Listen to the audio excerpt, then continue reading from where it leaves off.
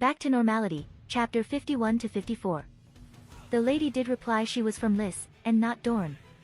To which our fat Septon pointed out she would be from anywhere he wished now that she'd taken his copper.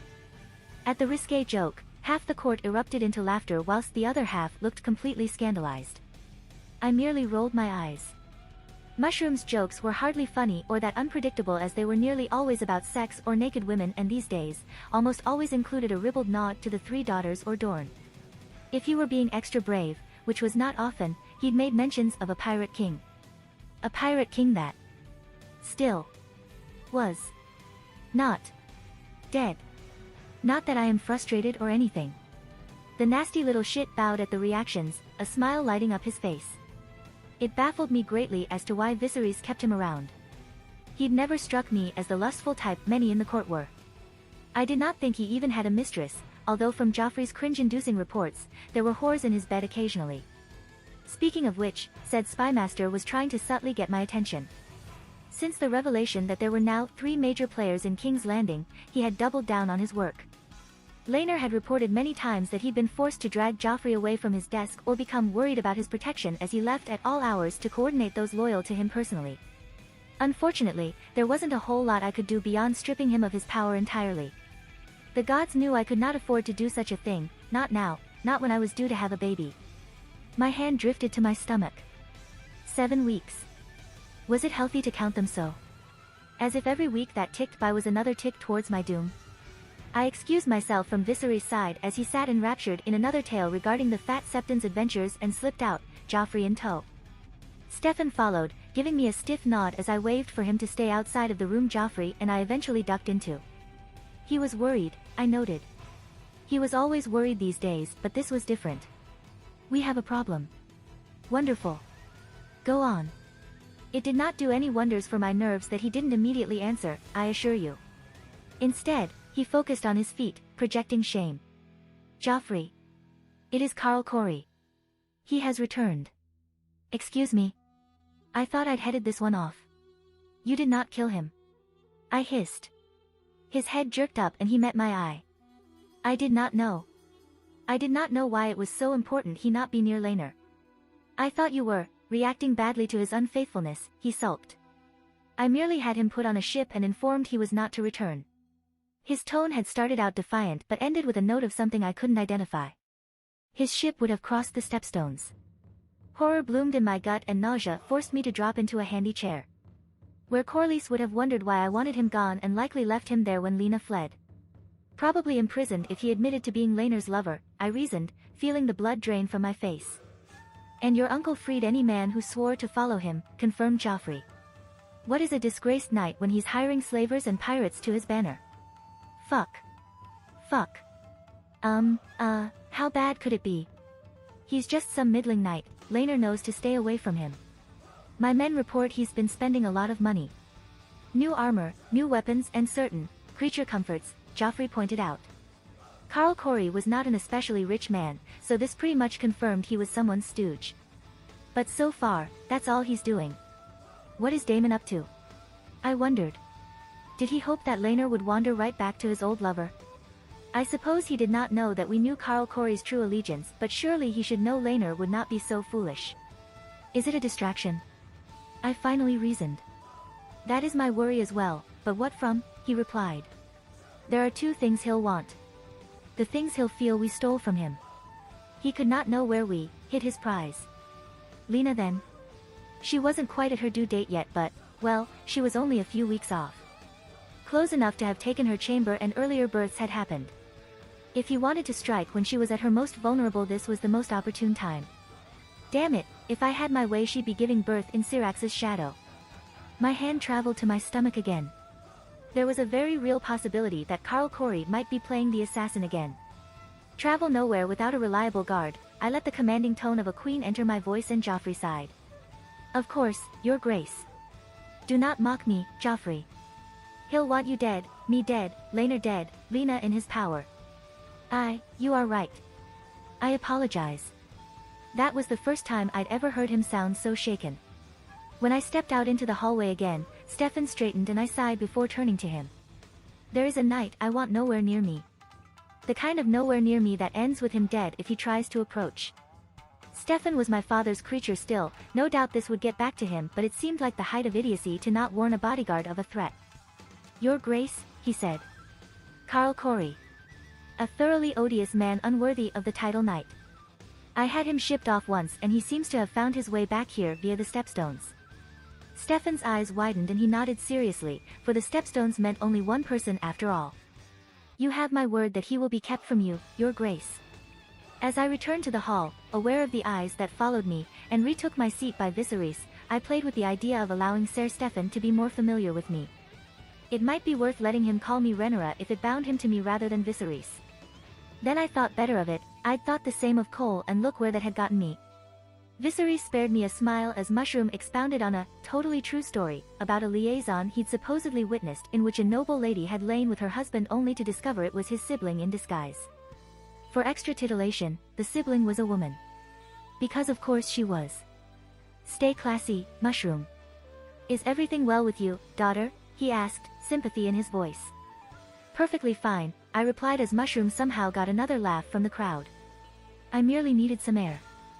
Viserys was momentarily distracted and chuckled slightly before turning back. Should you need to leave? He was genuinely concerned and it was touching. Now that I was actually pregnant and suffering from it, the point I've been making about our family and childbirth had suddenly become real to him. It was why he was treating me as if I was 2 seconds away from dropping dead. He was suddenly very afraid he'd lose his daughter to childbirth, just as he'd lost his mother and wife. I wasn't sure how a white cloak was going to save me from that, but bless him, he was trying. He wasn't letting his fear dampen his excitement though. He was brave like that. Ugh. Nausea made me tense in my chair briefly before my stomach settled once more.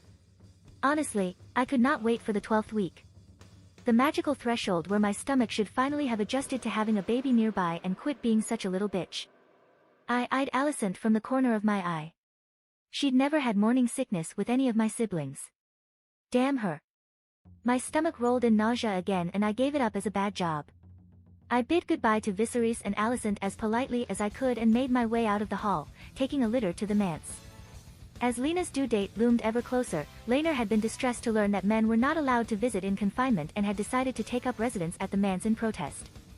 No one had tried calling him out on it yet, because honestly, they would have to be the dumbest person on the planet to argue against an expectant father, especially one who could order his flying reptile to broil them. I'd seized the change of scenery with both hands and my teeth. Besides, I was allowed in the confinement chamber. A small mercy, as Lena only had Rhaenys for company otherwise. Okay, I was exaggerating. My ladies had also been coming by to see her. Although they'd done much the same for her as they had for me. Except Maris, who took endless joy in sending Lena into a fury and then fleeing before the girl could struggle from her bed to perpetrate some physical violence. And also, weirdly, sometimes Rhea. Rhea was very interested in that babe, perhaps even disturbingly so. It was bizarre to me that she seemed fine. A Westerosi woman, confronted with evidence of her husband's unfaithfulness, and she seemed fine. Accepting, even. She laughed off my concern every time I brought it up. Apparently, girls heavy with bastards had been a common thing when Daemon had been in residence at Runestone. Rhea knew of at least 3 bastards he'd left serving women with during the early years of their marriage. I had 3 cousins out there somewhere. 3 more children shared the blood of Baelon Targaryen, but it didn't really feel like it. Westeros must be getting to me. I think a good part of Rhea's good humor came from the fact that Lena had ensnared his heart only to shatter it into a million tiny little pieces.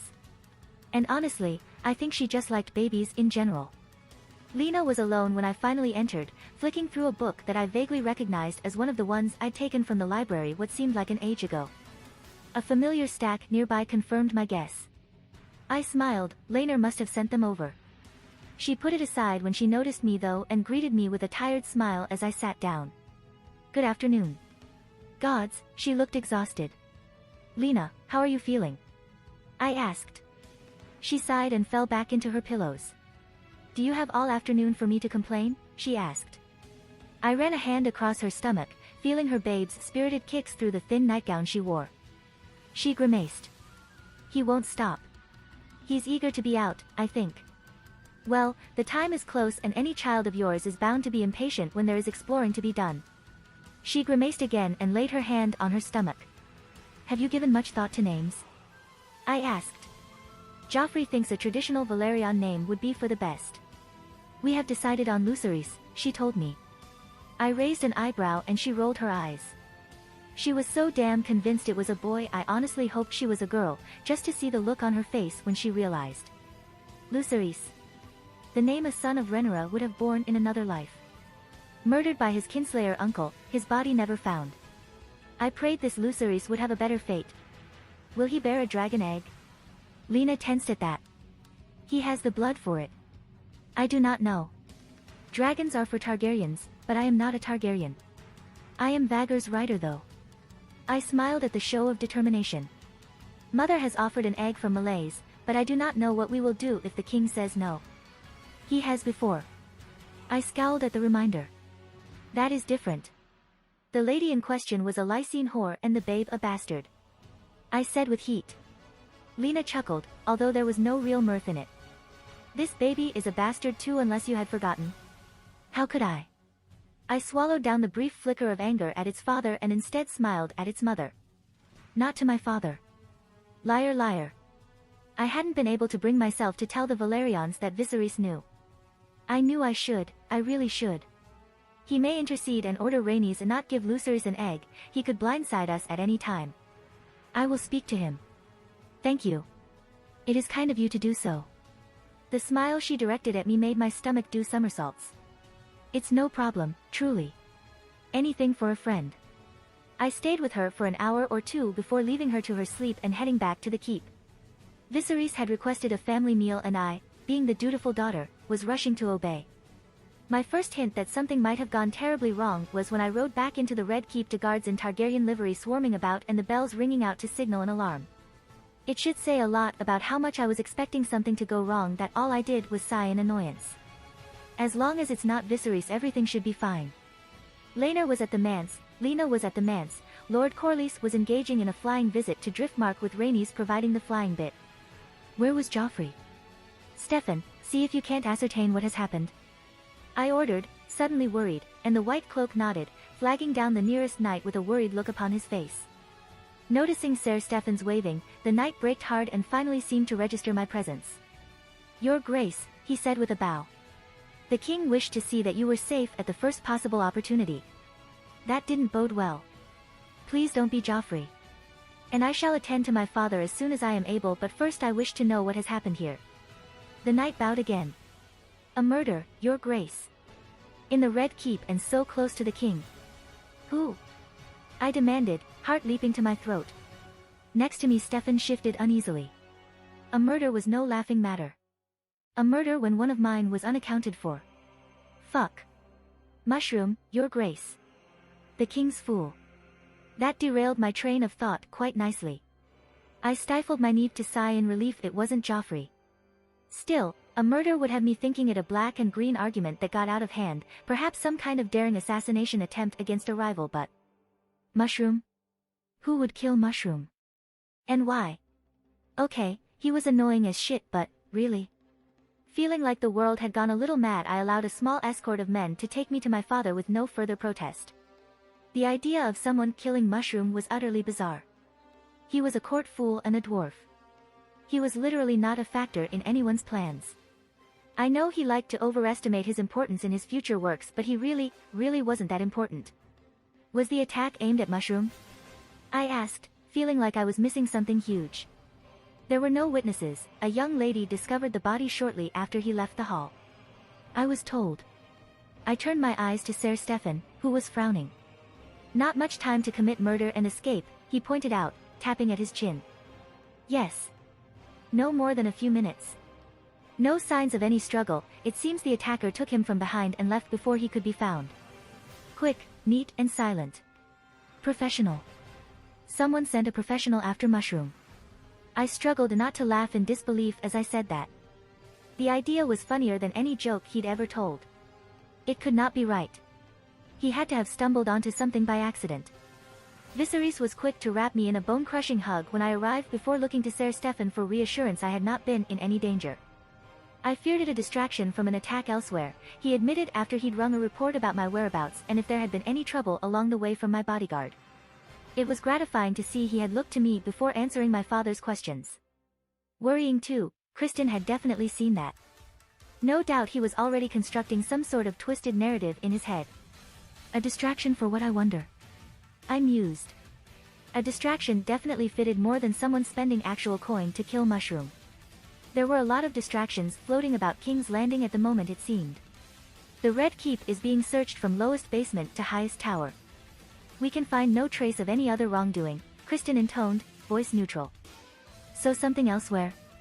I had been at the manse when the attack occurred. I doubted it had been a strike at me or the Valerians. Who else in the city was worth an attack in the Red Keep itself as a mere distraction? We have Ser Strong leading a search of the city, Viserys told us. If this is Daemon's doing, the gold cloaks may not find anything, I pointed out quietly. Viserys' lips thinned as he thought that over. Ser Harwin has been cleaning Daemon's scum from the watch, but I am not so arrogant to assume he has them all. I will instruct Lionel to raise some of his men to temporarily replace the rank and file. At least until we have enough to completely retrain them. I nodded along. It was drastic, but we had all known Daemon still had some presence beyond Miseria. I did not want a house call from blood and cheese. Not with Lena so close to her due date and myself pregnant. Beyond a purge of the city watch, we must remain vigilant. What of your defenses? His eyes traveled to my new white cloak, which annoyed me slightly. Ser Joffrey has my defenses well in hand. He handpicked a set of guards before we left for King's Landing. Even if I cannot see them, I have been assured they are always present, I told them.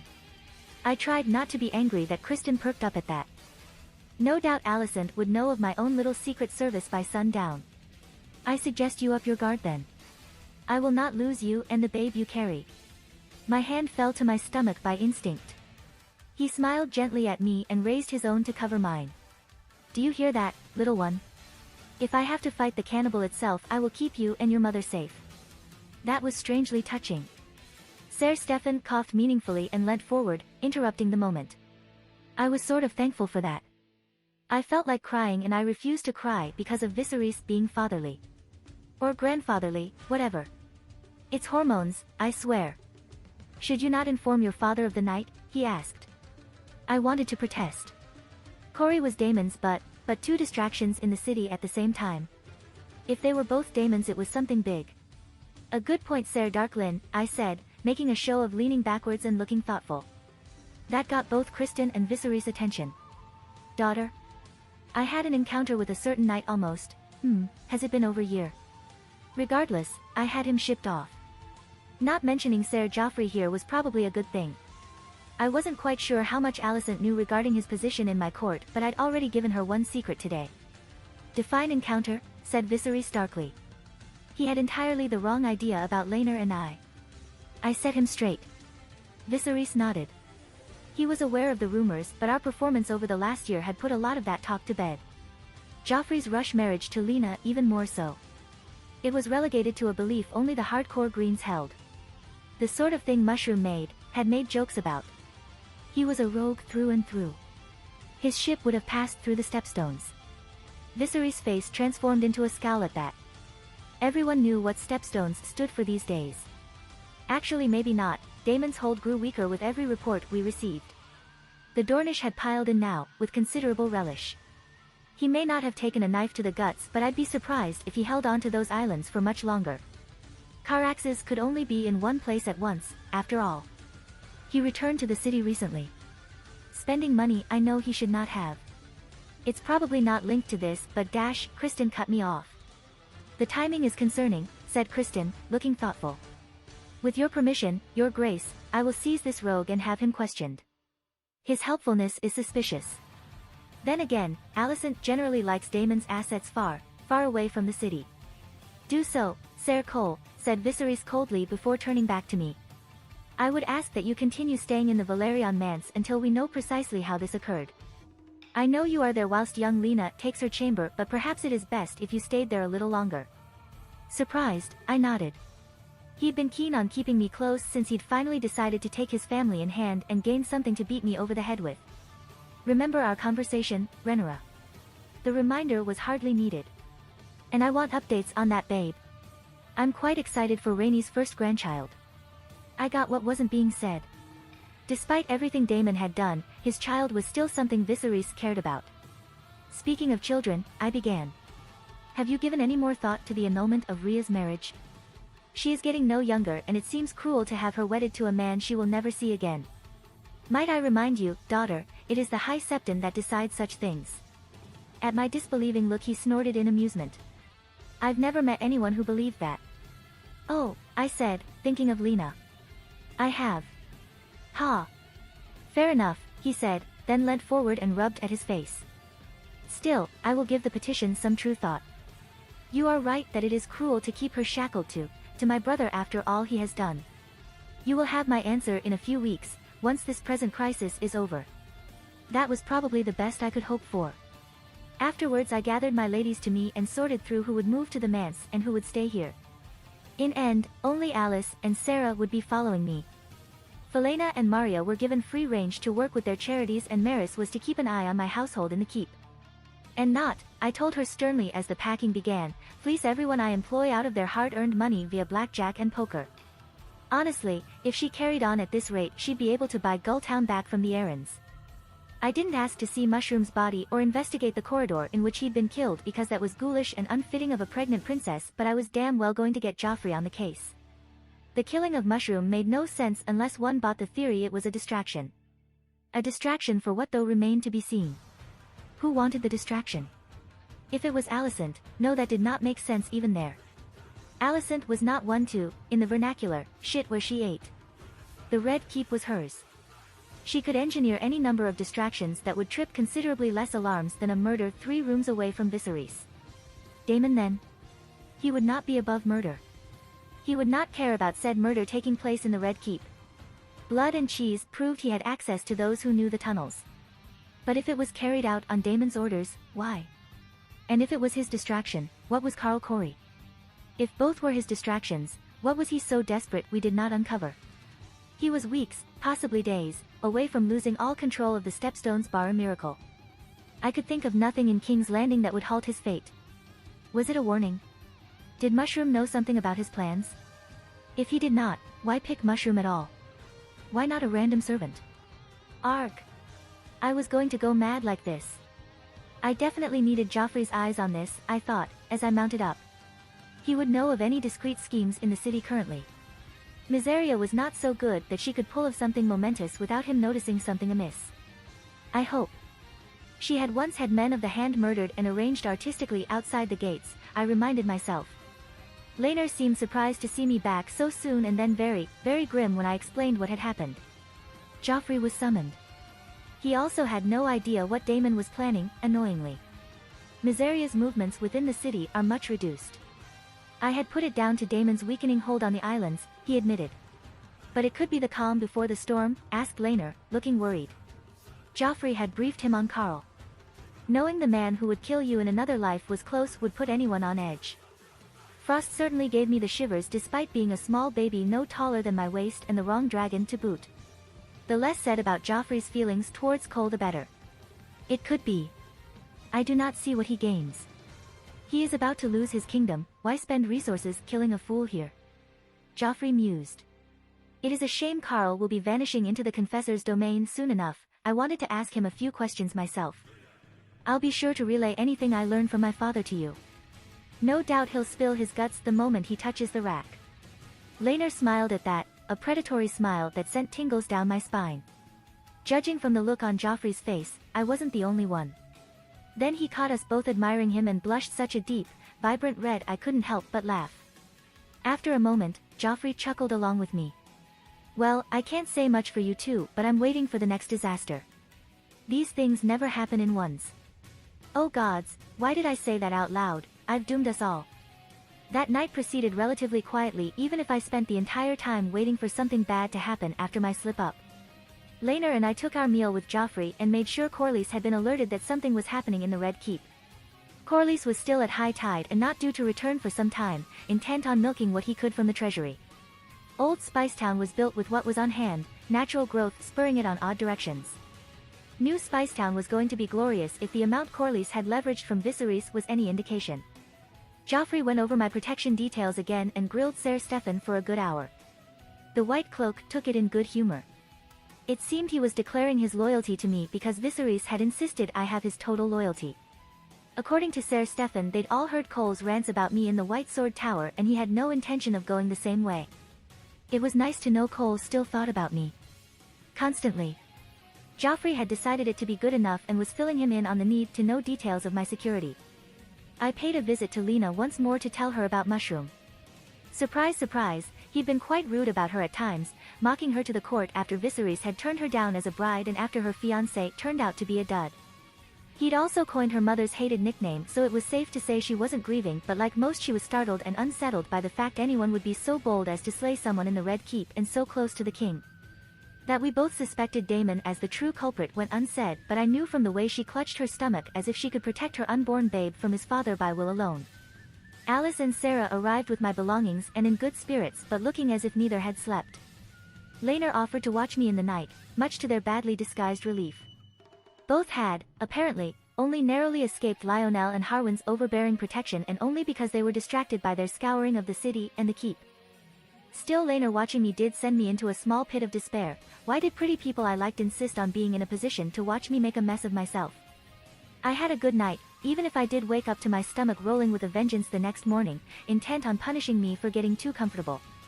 After I'd dealt with that unpleasantness and drank the horrific brew once more, Laenor brought me my Joffrey-enforced breakfast, which consisted of bacon wrapped around small fishes and artfully placed fried eggs. Alright, I'll accept this as a compromise between my desperate need for fried food and the things I was supposed to be eating on Alani's orders. It actually wasn't that bad to say I had no clue what type of fish I was even eating. Good enough that Laenor stole one before disappearing for his daily training. Afterward, with my stomach's cooperation, I enlisted Alice's help to dress myself for court and made my appearance before Viserys. He seemed concerned, distracted. I could understand his worry. The Red Keep was still in uproar, still in the grip of rampant speculation. I heard no less than 13 unique theories for who had killed Mushroom and why before midday. Each one more lurid and ribald than the last. Mushroom would have been proud. Alicent was late to court, something which did not usually happen. Even less reassuringly, she was smug. She was only ever smug when bad things were about to happen to me or those I liked. I glanced around for Cole but found the White Knight conspicuous by his absence. Gods damn it, I knew I'd jinxed myself. Still, it would not do to let Alicent see me panic. Instead, I forced myself to calm down and accepted some juice to settle my suddenly unhappy stomach. Laenor's arrival, unharmed and freshly bathed, set me even more at ease. Although with the muscle he was putting on it would soon be time for a new wardrobe, I noted and most certainly did not drool over the fact. His doublet was looking a little tight, that was all. I'm getting very distracted. I mentally recounted where everyone else was. Joffrey was working from home today, Rhea was chatting with a few Crownlanders, Rhaenys and Corlys were at Driftmark and Lena was still safely tucked away in her birthing chamber. So what was she planning? I got my answer when there was a scuffle by the doors as the guards there prepared to stop an intruder. Panic rose through the crowd and both Stefan and Laenor drew me close, swords out to face whatever threat dared attack the throne room whilst court was in full session. Viserys himself broke of a conversation he was having with a petitioner to stare in confusion but Alicent. Alicent looked almost serene. The lack of the sounds of fighting saw Laenor sheath his blade but Stefan remained alert at a nod from my husband. The crowd parted as a knight in very new and, to even my untrained eye, very expensive armor marched up the center of the room and bowed low to the king. Viserys was red with anger at the disturbance, that did not bode well for this stranger. Your Grace. I present myself before the Iron Throne to confess to my crimes. He called, voice like melted chocolate. Besides me, Laenor stiffened and mumbled a nasty curse under his breath and I understood. A glance toward Alicent told me all I needed to know. She looked as if it were her birthday, Aegon's coronation and my funeral all rolled into one. I must admit, sir, it is a rare day a man confesses a crime in open court, Viserys said icily. Ser Carl Corey rose to his feet and pulled his helmet free of his head. Laenor's hand tightened on my arm as his gaze wandered over to us, a nasty smile in place. He'd clearly been handsome at some point but his adventures on the stepstones had not been kind to him. He was gaunt, his eyes bloodshot and beady and his face unshaven, short beard patchy and unkempt. Had he not been wearing such armor I would have him pegged as a bandit. Well, that was as good description as any. That armor marked him as Daemon's. Alicent may be willing to use him but not even she would spend that kind of money on a man little better than a hedge knight. No, if I wasn't mistaken, that would be Damon's money. Damon's plot. What was he trying to do? Force Laner into a duel he'd have lost a year ago?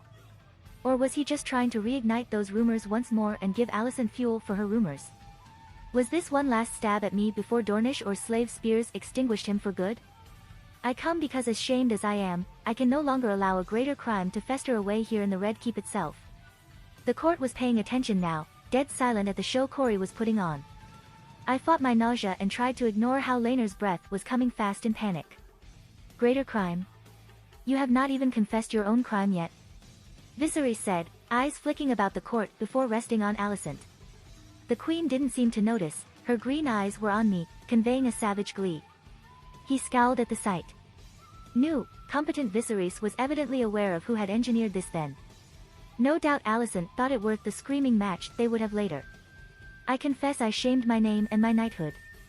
I confess I engaged in sexual relations with Ser Laner Velaryon in exchange for money and a place in his house.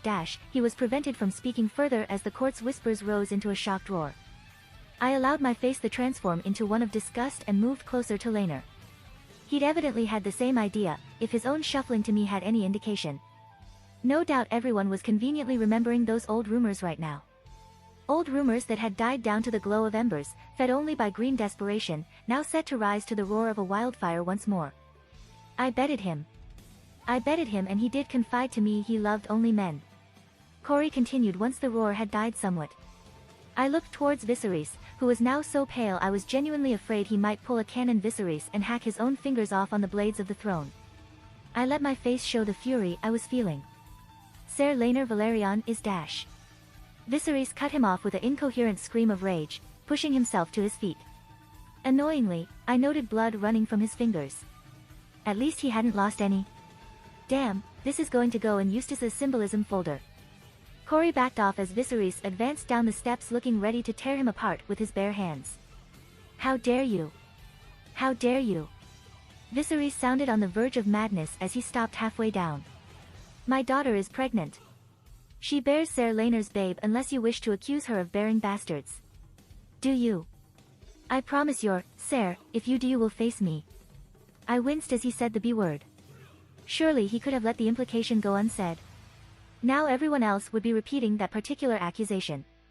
It would not matter how Valyrian my children looked, unless all of them looked like physical clones of Laner. The word bastard would always follow them. In whispers to be certain, but it would always be there. I took a few deep breaths as rage clouded my vision. Guards, have this man taken to the dungeons.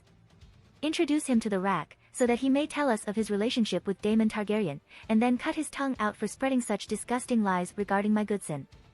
At the mention of Daemon, Alicent looked significantly less smug and a lot more worried.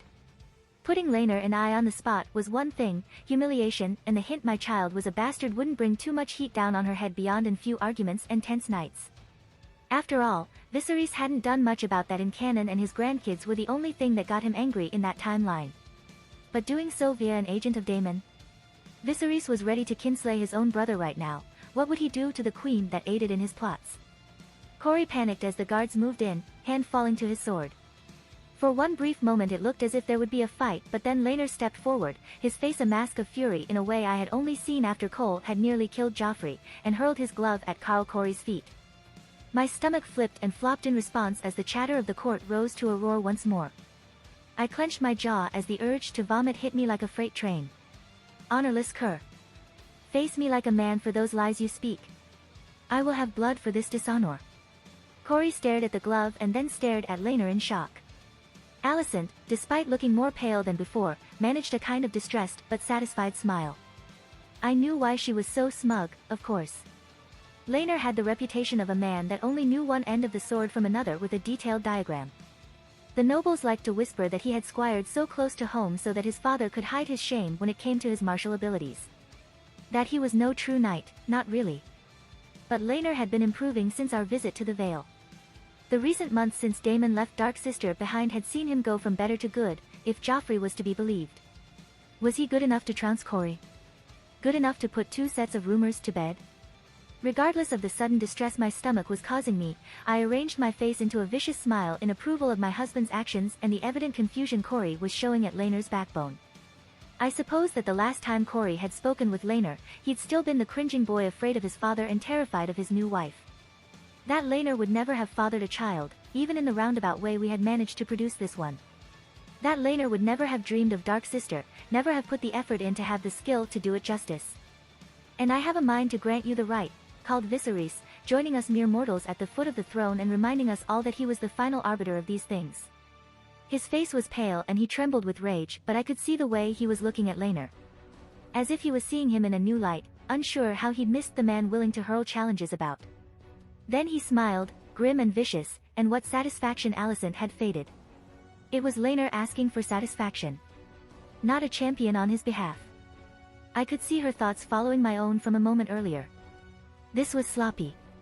Very sloppy. Not having Aegon around had panicked her, and the small window of opportunity that Corey provided did the rest. It must suck for her not to have Otto in the capital. She'd always relied on him for her more ambitious schemes. Yes, I believe I will grant you that right. As long as this insult to knighthood wishes to accept it. There was no mercy in Viserys' face as Corey suddenly looked as if he'd realized he was missing something important. He glanced down at the glove once more and one of the knights in Targaryen livery stepped forward and shoved him. The meaning was clear. After only a moment more of hesitation, Corey seemed to recover and scoop up the glove. I will prove the truth in the eyes of the seven, he told the court, attempting triumphantly and falling far short. I will prove you a sword swallower and a boy lover. That you shame your name, your house, and your wife.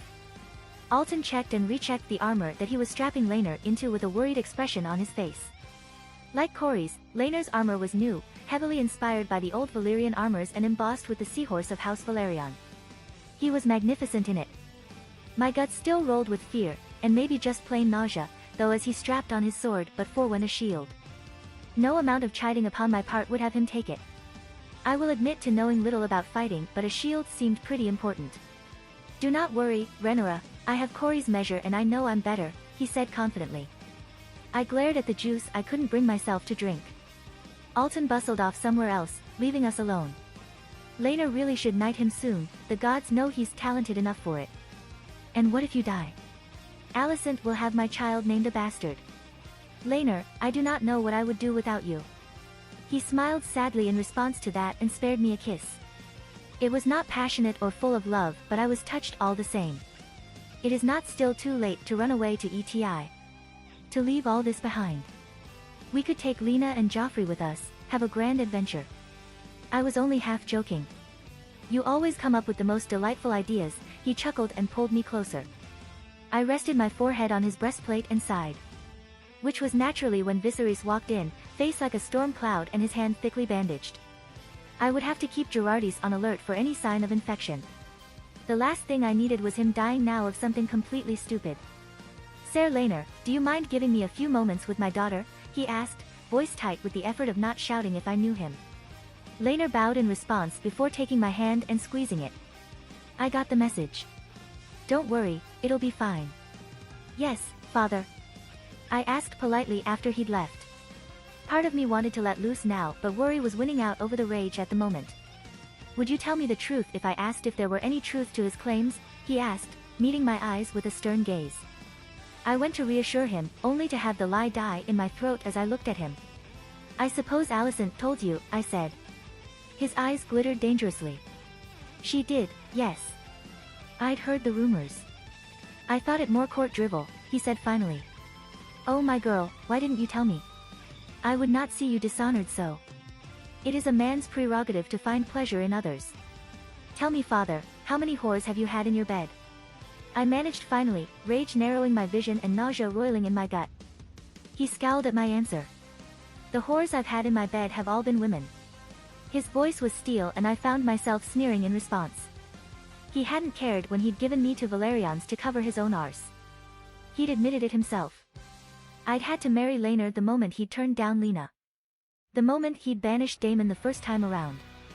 There are none, man or woman, in Laner's bed. How many can say that about their husbands? I shot back. He pursed his lips, a speculative look in place. I know who he shares his heart with, father. At least I know he will not bring disease into our marriage bed or produce a few Valerian bastards to threaten my own sons. He may not love me, father, but he respects me. We are allies, friends, and partners in all things. How many women would kill for that with their own husbands? Not to mention, I said testily, when he continued directing that look of anger and disgust at me, that the moment you married Alicent, you had to marry me to Laenor. You had to unite Rhaenys' claim to your own. How many times do you think she would be able to stomach being passed over? He flinched when I pointed that out and then went silent for some time, studying me through narrowed eyes. Not even Rhaenys could support this. I should have him exposed. Have you married to a proper man? A man who will treat you like the princess you are. Like the queen you will be, he said, venom entering his tone. As if my protests meant nothing. Pain in my fingers startled me and I realized my hands were clenched tight. Father, you understand you cannot do anything about this. I love him, I'm having his babe. When his face only darkened in response, I hardened my tone. If you try for an annulment, you invite the rage of 4 dragons to your nun. It was a struggle to keep my voice level, to not scream at him, but shouting never worked with Viserys, and if he got the idea this was to be done, well, he would not stop until it was. I must have done something right because he took a physical step back as if I had struck at him. You speak truly, as much as it pains me to say, he said, and his voice was quiet. I'd not heard this tone in a long, long time. Not since he'd come to me after Daemon's banishment to beg for forgiveness. Are you truly happy with this? Truly not disgusted? You do not have to pretend for me. You never have to pretend for me. I am your father. He ended on a choked sound, as if he might sob if forced to say more. I took a moment to think on it, to think of Joffrey and Laenor. There was no burn of jealousy, no irritation or annoyance. Their romance made me smile, it made me happy to see Laenor and Joffrey happy. But even if you ignored that, Laenor did try. He was going to be a great father and an ideal prince consort. He did not want to rule me, as another might. He was willing to work with me and not through me or around me. His family brought dragons and yet more legitimacy to my claim. I am not pretending, I finally said. I did not want to contemplate Westeros without Laenor or Joffrey, Lena or Rhaenys. Hells, it would even hurt to lose Corlys at this point for all the trouble he'd caused me. Forgive me. Last night was one of unfortunate revelations. I blinked at how defeated he sounded. I had thought Alicent tamed when I sent Aegon away. I thought she would end her doomed campaign. I snorted at that, went to respond, but he held up a hand. His gaze seeking mine, looking almost desperate. Yet when she learned of Corey, she arranged to have that show in the court. She arranged to try and humiliate you, he continued. And then when I confront her, she revels in the fact she was only bringing to light what mistakes I had made. I cannot apologize enough, daughter, for the impossible situation I put you in. I drank my juice angrily, it was sickly sweet and made me want to retch, but at least it was better than having to confront Viserys' realization that he was screwing me just as bad as Alicent was at times. I'm so proud of you, Rhaenyra. You have taken a disloyal husband and wrung true-born children from him. You have taken Alicent's challenges and gone from strength to strength. You will be a queen that can stand shoulder to shoulder with Jaehaerys, nay, you will be better than him. And yet all of that could be for naught if you allow Alicent to keep attacking me so, I pointed out, voice sour and bitter. His eyes found his shoes and I swallowed back the urge to scream in frustration. What would you have me do, Rhaenyra? Send her away. Imprison her. Kill her children. Sending her away would work as well as it did with Otto. I do not think I need to explain to you why imprisoning her would not go well, and if you want your siblings dead, I'll have the title of heir stripped from you by dawn tomorrow. Frustration boiled in me at that as his eyes came up to meet mine again. The sad thing was, he was telling the truth, for the given value of it. Sending her away would give her leave to scheme in peace, but like Joffrey's marriage to Lena, he was justifying it after the fact. The fact was he loved her and he could bear to send her away. It was the same reason he would not imprison her. It invited the rage of her allies, which included some of the most powerful men and women in the Seven Kingdoms, but he could weather that. It was the fact she wouldn't even pretend to love him moving forwards that made him hesitate. Killing my siblings. I thought of Aegon's smiling face, so happy after he'd tamed Frost. I thought of Helena's fierce hug after she'd revealed her dreams to me. Not even Aemond, vicious child that he was, deserved death. I thought she knew that no child of hers would ever sit the throne. I made it clear after I found out about Daemon. Suddenly, a great many things have become so much clearer. At the look on my face, he elaborated. She threw it on my face. We were arguing about, oh I forget what, and she threw it in my face. She told me Otto should have pushed the annulment for Damon whilst he had the capital. She told me my brother should have been king over me. There wasn't much you could really say to that, so I didn't bother saying anything. A really vindictive part of me wanted to point out I had a happier marriage with a man that could not love me than he did with a woman who should.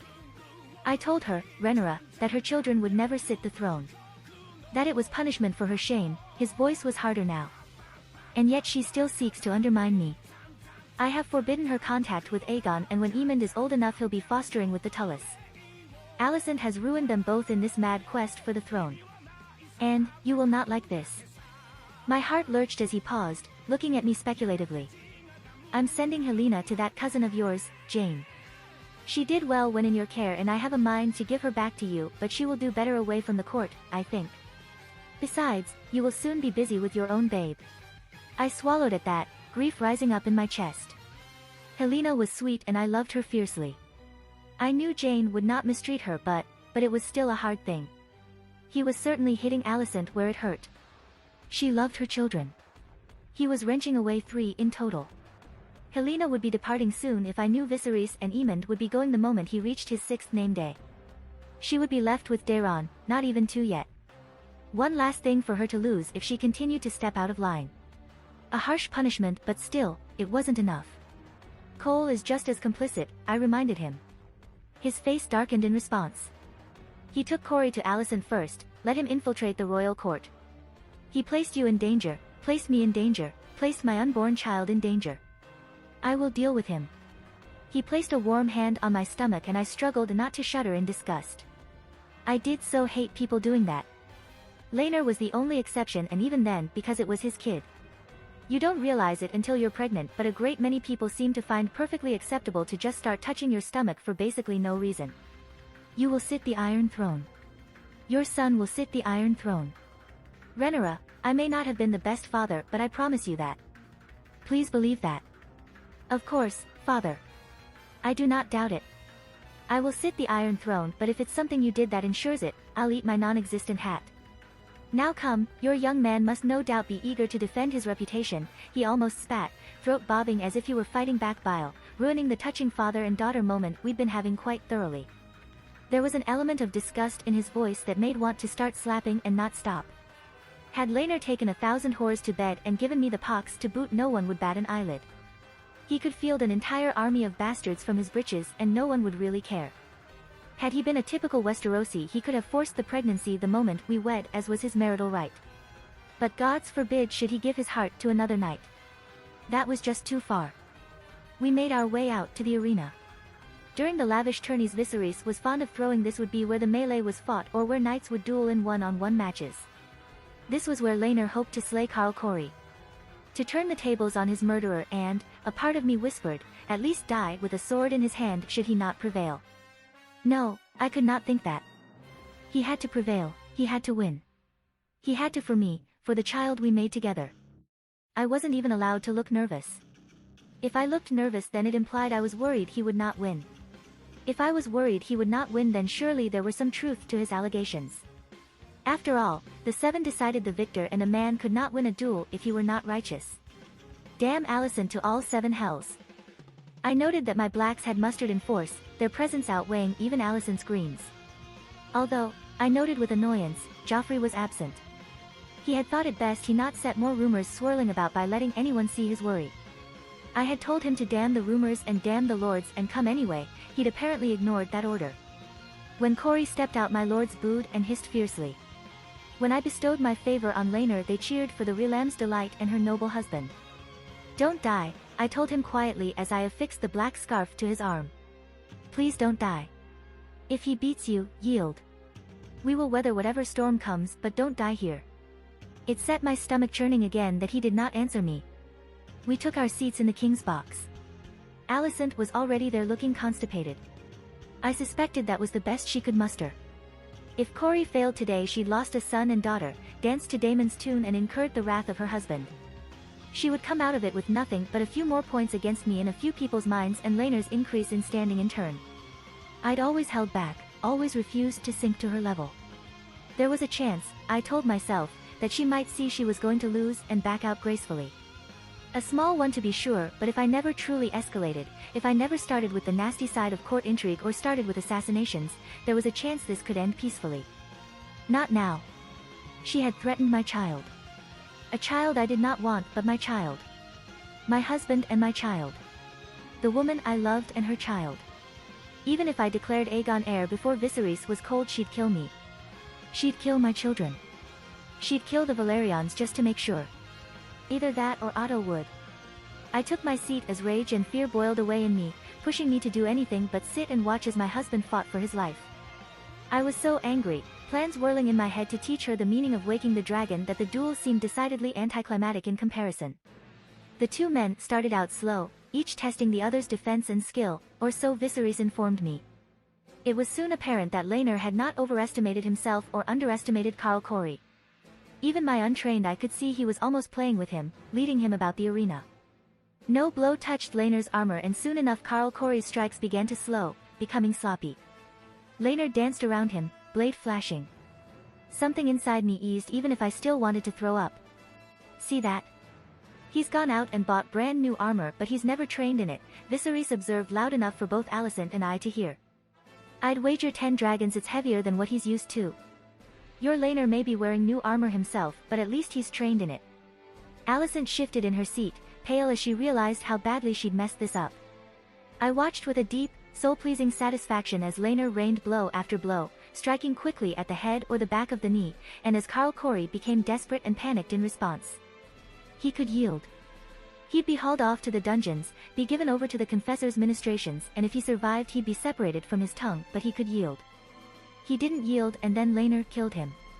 He stopped playing, stopped taunting, and stabbed Ser Karl Corey through the visor. One neat and easy movement and Karl Corey died. He hit the floor with an almighty crash, and then the crowd roared in approval. I stood alongside Viserys, letting the world see my glee, as Laenor bowed in Viserys' direction. Have his body sent back to his father, if the man even wants it, Viserys ordered.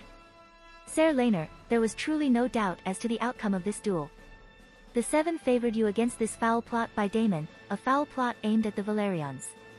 The crowd was nodding along now. Viserys was giving them a plausible way out. A reason Corey had said those things, a reason they weren't true. It may not kill the rumors dead, but it helped. He clapped his hand on my shoulder before making his way out of the box. Alicent remained sitting, looking as if she were as close to vomiting as I was. I sensed ravens might be flying to the Hightower tonight. She may be green in chief, but she was never above running to Daddy for help with her more ambitious schemes. I gave her a smile that promised her in turn for today before making my way towards Laenor.